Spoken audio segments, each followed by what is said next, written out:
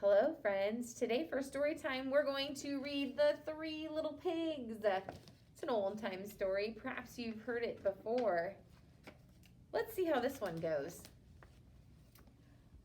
Porter was a relaxed sort of pig. He liked to play, eat, and sleep. Perry was a creative type of pig. He had lots of ideas, but he didn't always finish what he started. And Parker was a thoughtful little pig who worked very hard on everything that he did and did it just the way he was supposed to. This kind of annoyed his two brothers. What does annoyed mean? That's an interesting feeling. I think maybe it bothered them. It bothered them that he worked so hard and took so long on everything he did. Well, the three little pigs got older and older and bigger and rounder, and one day their mother made a decision. "You've grown too big for this little house," she said. "It's time for you all to go off into the wide, wide world and build homes of your own." So the three little pigs packed their bags and got ready to leave their too cozy home. "Any advice for us, Mother?" asked Parker. "Why, yes," said their mother. "Watch out for that no-good big bad wolf who's always sulking around."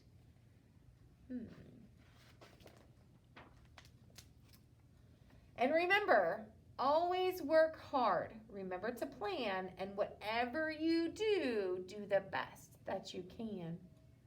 The three little pigs kissed their mother goodbye, and then they trotted out of the house, down the road, and out of the village. Wonder where they're going to decide to live. Before they'd gone very far, they came to a big field full of golden haystacks.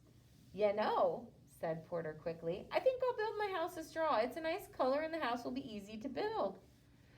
"I'm not sure that's a good plan," said Parker. "Will it be warm enough? Will it keep out the rain? What will happen if the wind is really strong?"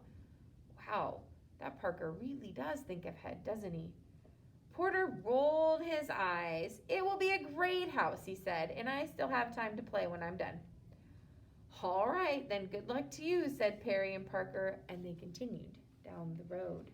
They look kind of worried about their brother's choice, don't they? Parker brought up some good points. Let's see. Soon Parker and Perry came to a shady grove of trees. "You know," said Perry, "I think I'll build my house of logs. Logs are strong and I can paint them different colors." "That sounds like a good plan," said Parker, "if you finish what you start." "I will," said Perry, and he waved as Parker continued on down the road.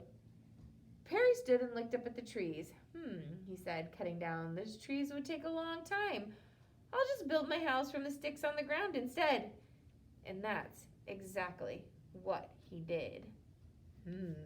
I wonder how that's going to work out for Perry. Further down the road, Parker was busy planning his house. He bought bricks and stone and mortar for the walls. He bought strong oak planks for the doors. He worked on the house for days and days, but when he was done, he felt very happy. "My mom would be proud," he said. "I worked hard and I made my house the best that it could be." Now, what none of the little pigs realized was that someone very bad knew that they had left their mother's house. And who do you think that someone was? Yes, it was the no good big bad wolf. Oh no. First, the wolf went to Porter's house, and he saw bundles of hay held together by rope, and he saw Porter Pig outside napping in the sun. "Hello, Pig," said the wolf. Porter opened his eyes and squealed and jumped to his feet, and he ran into his house and he pushed the door shut and he hid underneath his bed. Now, said the wolf, "I only want to have a chat." "Ha," said Porter, "I know a hungry wolf when I see one." Licking his lips, isn't he?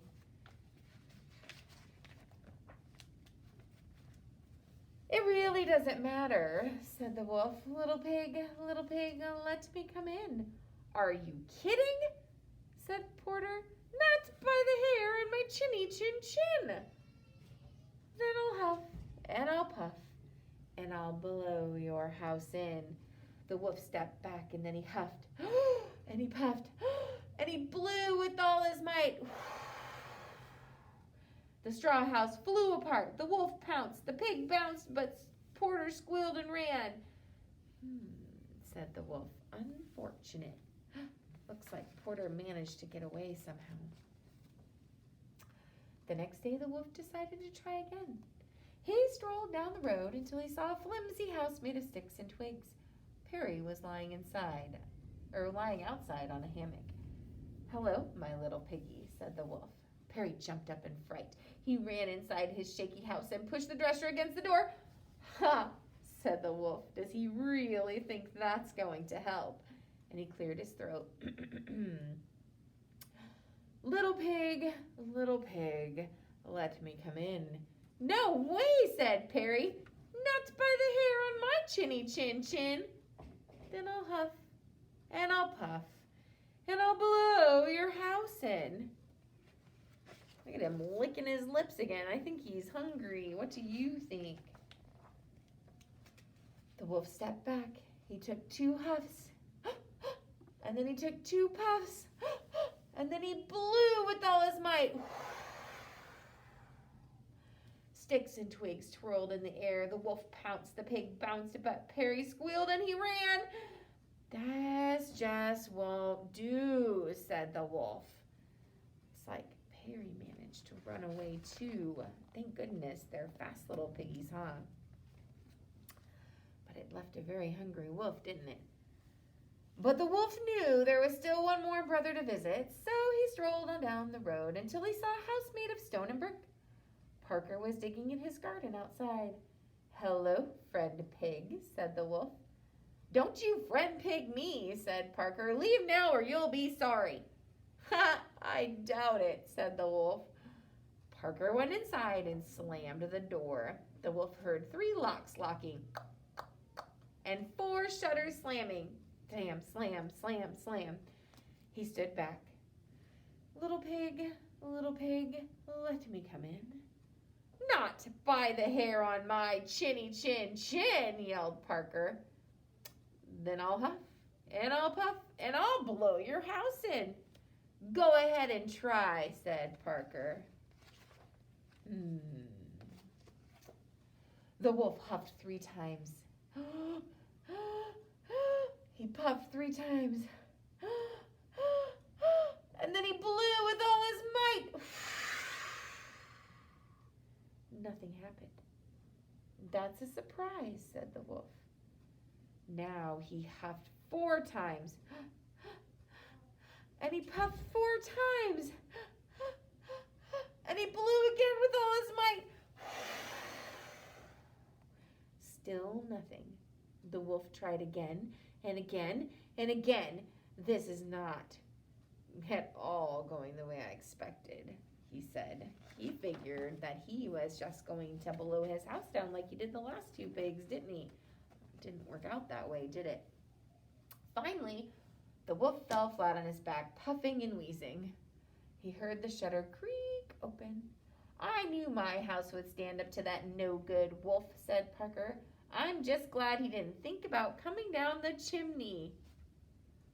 Why would Parker say that and give him the idea? I wonder what's going to happen. The shutter slammed shut. "The chimney," whispered the wolf, springing to his feet. Of course. He sneaked to the side of the house and saw a pile of boxes stacked against the wall. Boxes? Right there to help him get on the roof? This makes it even easier, he chuckled. He climbed up the boxes, he crept across the roof, then he jumped into the opening and slid down the chimney. What do you think is going to happen? But down below, the water bubbled in a big black kettle that was hanging in the fireplace. Parker threw more wood onto the roaring fire. "Here I come, little pig," said the wolf. "You weren't so clever after all." "Oh, no?" said Parker. And the wolf landed in the kettle with a loud kerplunk. Water steamed and boiled around him. The wolf howled, "Ow!" in pain and shot right back up the chimney. That looks like it would hurt. The water had boiled off half of his fur. Look, it took all of his fur off of his lower half. He doesn't have any fur now. "Oh no," cried the wolf. He was so embarrassed that he left the country, never to be seen again. Porter and Perry moved in with their brother, and they all lived happily ever after. I really liked the way they told that story. And I liked how the little piggies were able to run away before the wolf gobbled them up.